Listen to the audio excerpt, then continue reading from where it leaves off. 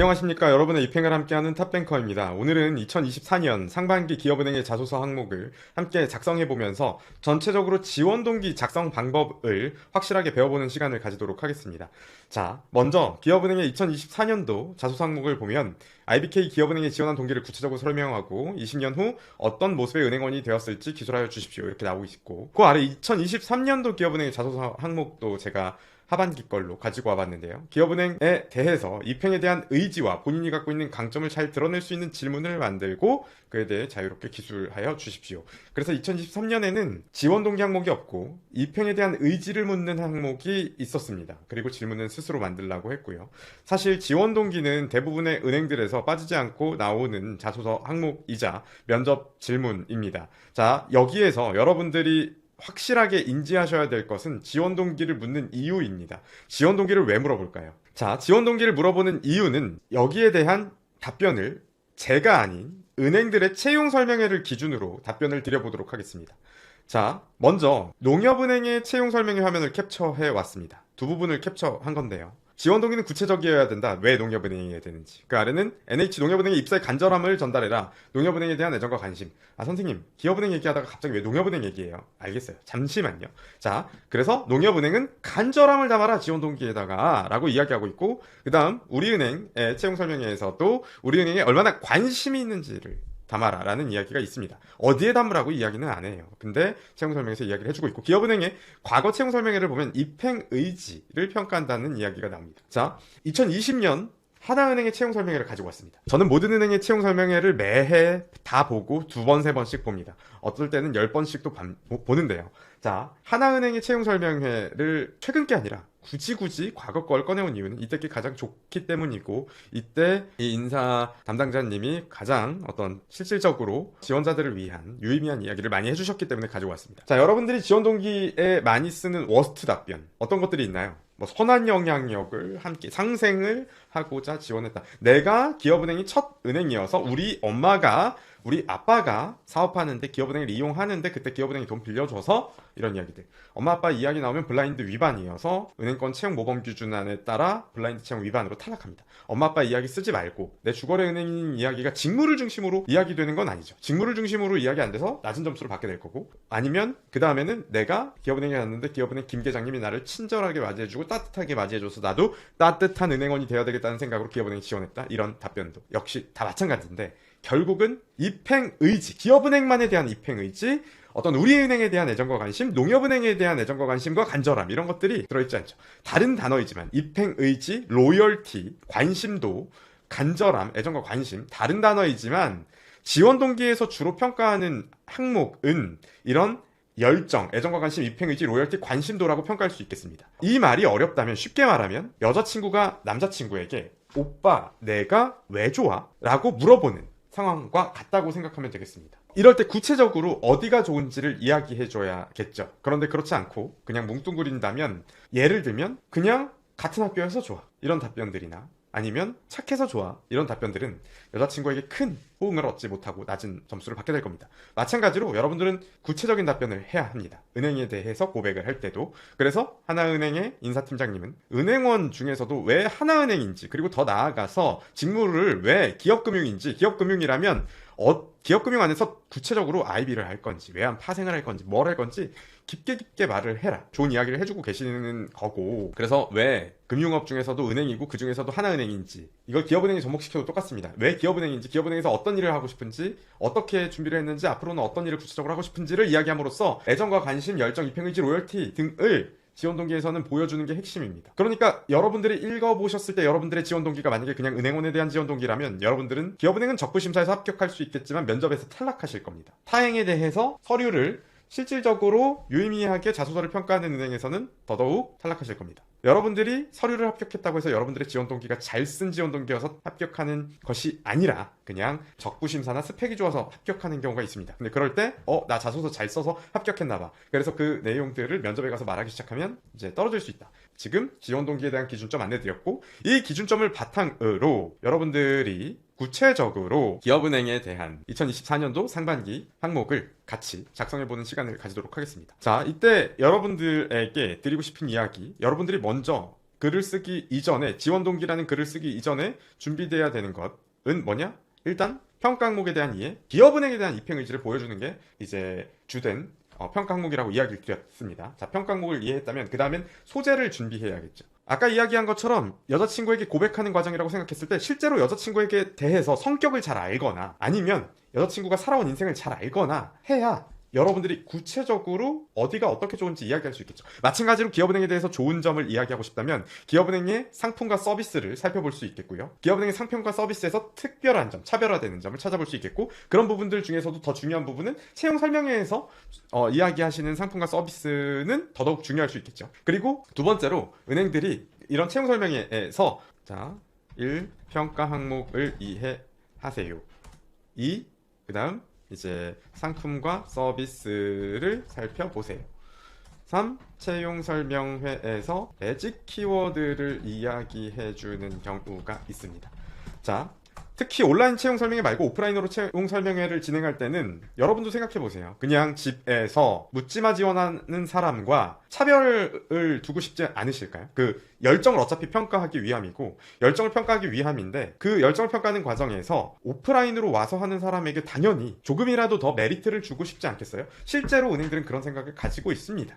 그리고 채용 설명회에서 암암리에 그런 부분을 이야기해주고 있습니다. 그래서 가급적이면 여러분들은 채용 설명회를 가셔야 합니다. 자, 그 다음 신년사를 살펴보고 그 다음 금융지주체계이든 아니든 그 최근의 행보라던가 계열사의 형태나 최근 행보는 뭐 기사를 보라 이런 이야기라고 받아들이셔도 되겠습니다. 그래서 이런 노력을 기울이고 나야 나에게 글감이 생길 겁니다.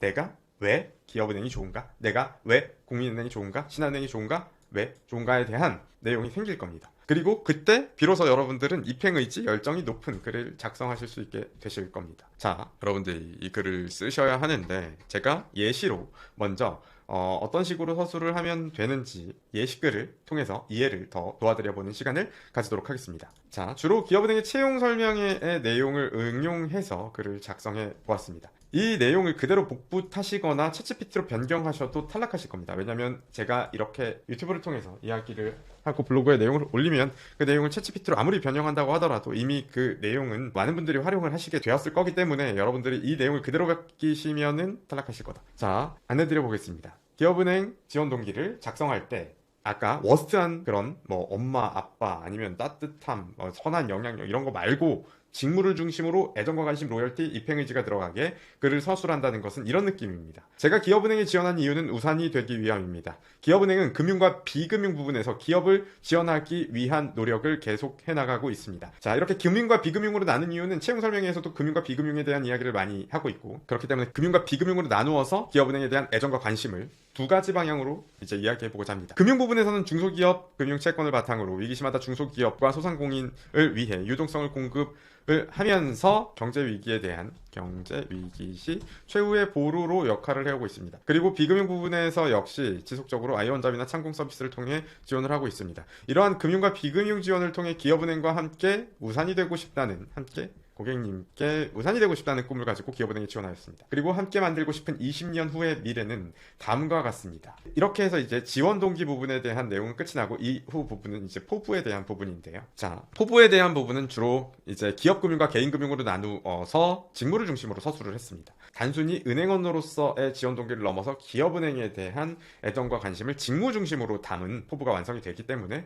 이런 식으로 이제 글을 작성했는데요. 첫째 부분만 보면 기업금융 분야에서는 기업은행의 특성상 수출입 업무가 중요할 것으로 생각합니다. 국내 중소기업 중 상당수가 수출 기업이기 때문입니다. 저 역시 수출입 업무와 무역에 대한 관심을 가지고 성장해 왔습니다. 수출입 과정을 이해하고자 무역 경진대회에 참여하여 우수상을 수상한 경험이 있습니다. 이러한 경험을 바탕으로 향후 중소기업의 수출 업무를 담당하며 복잡해지고 있는 관세 등의 분야에 대해 전문성을 키워가고 싶습니다. 라는 이야기로 기업은행의 지원 동기와 20년 후 어떤 포부를 작성해 보았습니다. 자, 이렇게 해서 기업은행에 대한 입행 의지를 보여줄 수 있는 지원 동기를 직무를 중심으로 서술을 하셔야 합니다. 이렇게 할 때 이제 이렇게 지원 동기와 포부가 이야기되기 시작할 때 여러분들은 유의미한 자소서를 쓰게 되실 거고 이제 면접에서도 좋은 평가를 받는 데 도움이 되실 겁니다. 자, 여기까지 해서 기업은행의 채용에 대해서 자소서 첫 번째 항목, 지원 동기 항목에 대한 작성 방법을 안내해 드렸습니다. 본 강좌가 전체적으로 다 보시고 싶으신 분들의 경우에는 탑뱅커 홈페이지에서 패키지 강좌를 신청하시면 첨삭은 없지만 첨삭 없이 이제 필기와 자소서 대비 강좌를 이제 모두 보실 수 있고요. 만약에 첨삭까지 필요하신 경우에는 패키지 수강생이신 경우에는 자소서 첨삭 추가를 통해서 첨삭을 추가해 보실 수 있고, 만약에 자소서 강의만 수강하시고 싶으신 경우에는 자소서 정규반이나 자소서 실전반을 신청해 주시면 되시겠습니다. 자, 이어서 계속 지원 동기 고득점을 위한 방법을 살펴보도록 하겠습니다. 자, 이렇게 둘째 부분에는 개인금융 분야에 대해서 이제 AFK 및 CFP 자격증을 취득한 경험을 살려서 중소기업 근로자들을 위해 제공하는 재테크 서비스의 선봉장이 되겠다라는 이야기를 서술하고 있습니다. 실제로 기업은행의 경우에는 일반 자산관리가 아니라 중소기업 근로자들을 위한 자산관리를 위해 노력하고 있기 때문에 그 내용을 이제 서술함으로써 기업은행에 대한 관심을 다시 한번 보여주고 있고, 마지막으로는 기업은행의 비금융 서비스에 대한 포부를 이야기하면서 한 번 더 기업은행에 대한 관심을 보여주고 있습니다. 그렇게 해서 포부 부분에서도 기업은행에 대한 기업금융 부분, 개인금융 부분, 그리고 비금융 서비스 부분으로 나누어서 구체적으로 입행의지, 로열티, 관심도를 보여주는 방향으로 글을 서술했습니다. 자, 여러분 이런 식으로 글을 작성을 하시면 좋겠고, 그러니까 여러분들이 글을 작성하기 위해서 필요한 건 평가 항목을 이해한 뒤에 그거에 맞춰서 신년사를 살펴보고 채용 설명회를 보고 상품과 서비스를 살펴보는 일입니다. 이렇게 만약에 하나은행이라면 수출 기업이 있다면 수출 기업을 위해서 알리바바 이런 곳들에 입점을 할 수 있도록 해외 판로 개척을 지원해주고 있습니다. 일반적인 어떤 기업금융에서 하는 일 이외에 하나은행만의 특화된 서비스이겠죠. 하나은행은 또 개인금융 분야에서 자산관리 분야에서는 아트뱅크를 이야기하면서 미술품을 가지고 재테크를 할 수 있는 미술품 재테크를 특화시켜 나가고 있습니다.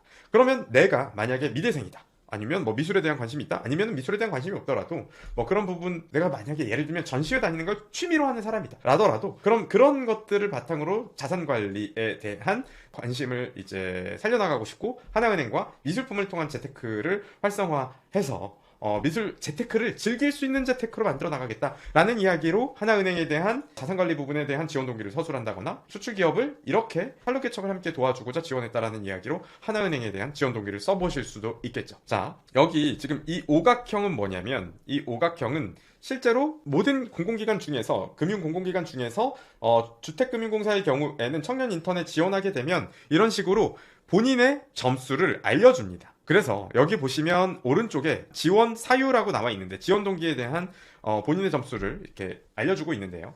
이 분의 경우에는 지금 수강 과정에서, 자소서 정규반 수강 과정에서 지원 동기를 작성하고 이제 지원을 했었고, 수강 중간에. 그래서 이제 이렇게 지원 사유 부분이 커트라인을 넘는 수준으로 평가를 받으신 걸 볼 수가 있습니다. 그래서 이제 주택금융공사도 이런 식으로 평가 항목이 나누어져 있다. 그리고 여러분들이 제가 안내드리는 대로 자소서 정규반 수업을 따라오면서 이 소재들을 만들어 나가고 글 작성 연습을 한다면 여러분 역시 좋은 결과를 얻으실 수 있을 거라는 이야기를 드리고 싶습니다.